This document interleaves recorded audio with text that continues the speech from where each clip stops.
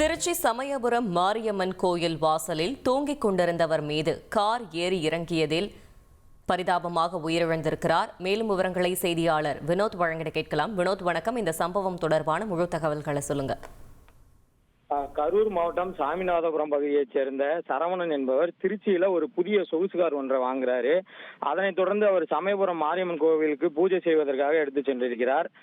காரை தெற்கு வாசல் அருகே பக்தர்கள் நடைபாதையில் நிறுத்திவிட்டு கோவிலுக்கு சென்ற அவர் சாமி தரிசனத்தை முடித்துவிட்டு பின்னர் வீட்டிற்கு செல்வதற்காக காரை அஜாக்கிரதையாக ரிவர்ஸ் எடுத்ததாக கூறப்படுகிறது. அப்போது தெற்கு வாசல் அருகே நடபாதையின் ஓரத்தில் படுத்து உறங்கிக் கொண்டிருந்த பக்தர் ஒருவரின் தலையின் மீது அந்த சொகுசு கார் ஏறி இறங்கி இருக்கிறது. இதில் அந்த பக்தர் சம்பவ இடத்திலேயே தலைநசுங்கி பரிதாபமாக உயிரிழந்திருக்கிறார்.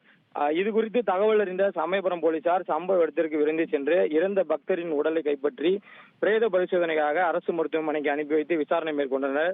போலீசார் நடத்திய விசாரணையில் இறந்த நபர் குறித்து முழு விவரங்கள் தெரிய வரவில்லை. தொடர்ந்து இந்த விபத்து குறித்து சமயபுரம் போலீசார் வழக்கு பதிவு செய்து விபத்தை ஏற்படுத்திய காரையும் பறிமுதல் செய்தனர். தொடர்ந்து உரிமையாளரையும் கைது செய்து விசாரணை மேற்கொண்டு வருகின்றனர்.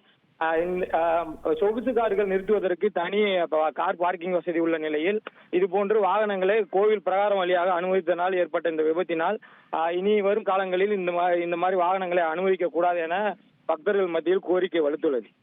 தகவல்களுக்கு நன்றி வினோத். செய்திகளை உடனுக்குடன் தெரிந்து கொள்ள உடனே சப்ஸ்கிரைப் பண்ணுங்க.